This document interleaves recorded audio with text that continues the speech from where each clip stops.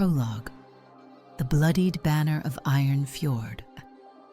The Iron Fjord banner, a crimson drakkar cutting through a black fjord, crossed axes gleaming under a full moon, fluttered in the howling winds of the Iron Skerries. The archipelago was a jagged spine of rock and mist, where the sea roared like a beast, and the cliffs bore the scars of countless storms. Here, House Ironfjord ruled, their long halls built from whalebone and oak, their warriors as fierce as the waves that birthed them. Levis Ironfjord, heir to the Ironfjord legacy, stood at the edge of a cliff, his red beard flecked with salt, and his scar, a jagged lightning bolt across his cheek, twitching as he scowled at the horizon. The sea wolves, his raiders, prepared their drakkars below, their laughter sharp and guttural. They were hunters, not farmers. Their wealth came from the sea and the blood of their enemies. But the Iron Fjords were not just raiders. They were keepers of shadow steel, a metal as dark as the abyss and as sharp as betrayal. Forged in the heart of the fjords, shadow steel was their birthright and their curse. It was said the metal sang to those who wielded it, promising power but demanding sacrifice. Levis had always been a man of action, not reflection. Yet as he watched his sons Bjorn and Rurik play fight with wooden axes, a shadow crossed his heart. Bjorn, wild and fiery, swung his toy weapon with reckless abandon, while Rurik, quiet and observant, tinkered with a broken mechanism. They are my legacy, Levis thought, but what world will I leave them? The answer came in the form of a raven, its feathers slick with rain. It carried a message from Lyana, his wife, and the last of the Zatash line. The Silver Tear Monastery, a fortress of shadow steel and secrets, had been discovered. Within its walls lay the Tome of Awakening, an artifact said to control the Abyssal Tide, a force that could drown nations or raise empires. Levis clenched the message in his fist. The raid would be dangerous, but the prize was worth the risk. He turned to his men, his voice a thunderclap. Prepare the drakkars. Tonight we carve our names into the bones of the sea. Chapter 1. The Raid on Silver Tear Monastery. The drakkars cut through the night like shadows, their prows adorned with snarling wolf heads. Levi stood at the helm, his twin axes, Stormcaller and Tidebreaker, resting on his shoulders. The monastery loomed ahead, its shadow steel walls glinting faintly in the moonlight. The sea wolves hit the shore like a tidal wave, their war cries echoing through the storm. Levis led the charge, his axes a blur of silver and shadow. The monks, clad in robes of gray, fought with surprising ferocity, but they were no match for the Iron Fjord raiders. Inside the monastery, the air was thick with incense and the hum of ancient magic. Levis found the Tome of Awakening in a chamber lined with shadow steel. As he reached for it, the air grew cold, and the abbot's ghost materialized, a spectral figure with eyes like dying stars. You dare take what is not yours? The ghost hissed, its voice a chorus of whispers. Before Levis could react, it possessed Thrain, his most trusted lieutenant. Thrain's eyes turned black, and he lunged at Levis with unnatural speed. The fight was brutal.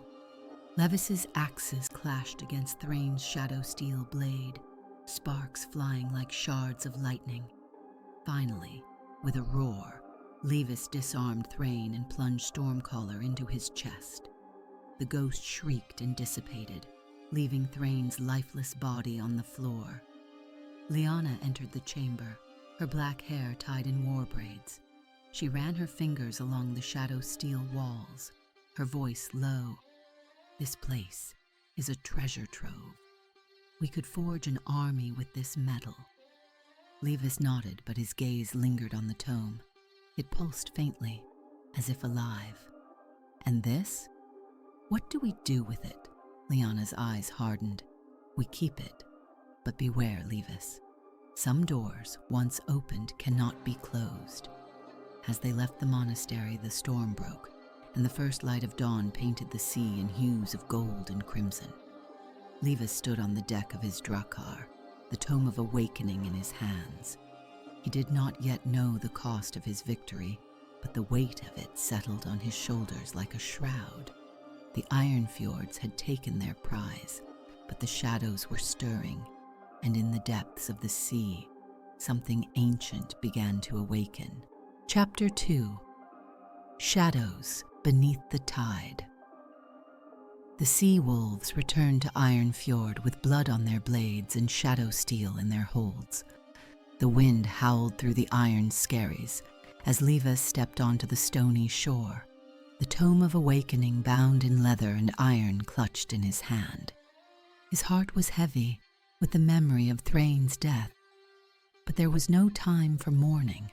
Power had been won, and power must be defended. Lyana stood at the water's edge, her sharp eyes scanning the horizon. "The Syndicate will come for the shadow steel," she said, her voice low and certain. "And my brother will not forgive our defiance." Levis grunted, brushing past her as he climbed the winding path toward the long hall. "Let them come. The Iron Fjord does not bend." But even as he spoke, doubt gnawed at him. The shadow steel sang in his mind, a song of hunger and promise, and in the depths of the sea something stirred. Chapter 3. The serpent and the wolf weeks passed, and the forges of Ironfjord blazed night and day.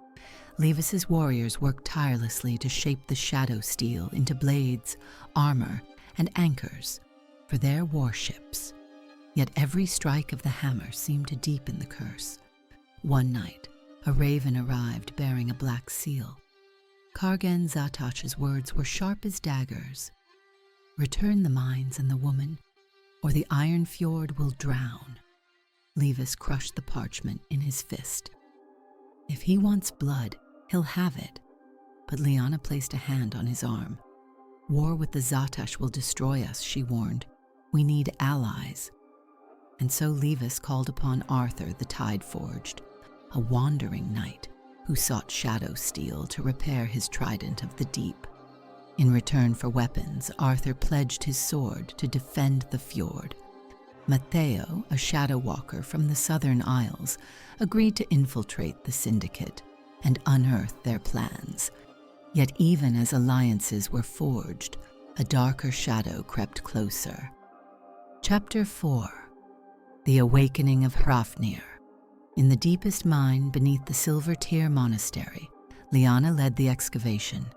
Shadow steel veins glowed faintly in the darkness, singing their cold song. As her hammer struck true, the walls trembled. A fracture opened, a doorway sealed by ancient runes. Curiosity overcame caution. She broke the seal. From the darkness emerged a figure wreathed in salt and shadow. Hrafnir, the sea god long imprisoned, raised his eyes to hers.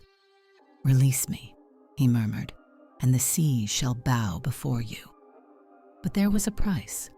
Hrafnir demanded blood, the blood of Levis's sons. Lyana refused, but when she turned to seal the fracture, the god reached out with tendrils of mist and claimed Bjorn.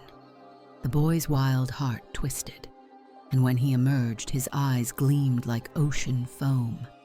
No longer merely human, the wolf prince of the tides was born. Chapter 5. War on the Iron Skerries. As winter clawed at the fjords, the Syndicate struck. Rusted chimeras, monstrous constructs of metal and magic, descended upon the Ironfjord fleet. They ripped through the waves, their iron jaws snapping hulls like driftwood. Levis led his warriors into battle. His axes flashed like lightning, but the chimeras were relentless. Only Lyana's magic turned the tide. Singing the song of stone, she drew the shadow steel's essence outward, turning the enemy's armor against them. The sea boiled with broken iron, yet victory came at a cost.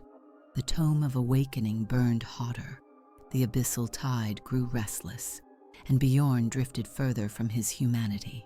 Chapter 6.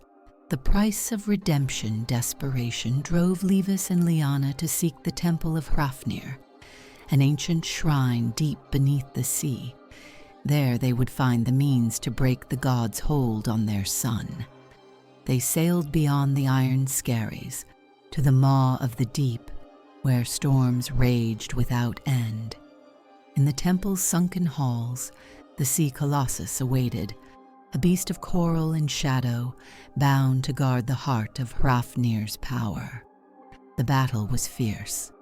Levis struck with Stormcaller and Tidebreaker, while Lyana wove spells of light and steel. At last, the beast fell, but not before it struck a grievous blow. To save Bjorn, Lyana offered a part of herself, sacrificing her gift to sense shadowsteel. The ritual broke Hrafnir's hold, and their son's humanity was restored. Yet the sea god was not vanquished. In the depths, he bided his time, and the Abyssal Tide surged ever closer. Epilogue. The storm yet to come. As dawn rose over Ironfjord, Levis stood atop the cliffs, the tome of awakening locked in an iron chest. He had defied gods and syndicates, but the cost was etched deep on his body, his family, and his soul. Lyana joined him, her touch soft despite the battle scars. "We've won this war," she murmured, "but the sea remembers, and so does Hrafnir." Levis's scar twitched as he gazed at the horizon. Let him remember, we are Ironfjord, and we fear nothing. Far below in the blackened depths, the sea stirred once more. We fear no storm. We are the storm. The cry of House Ironfjord.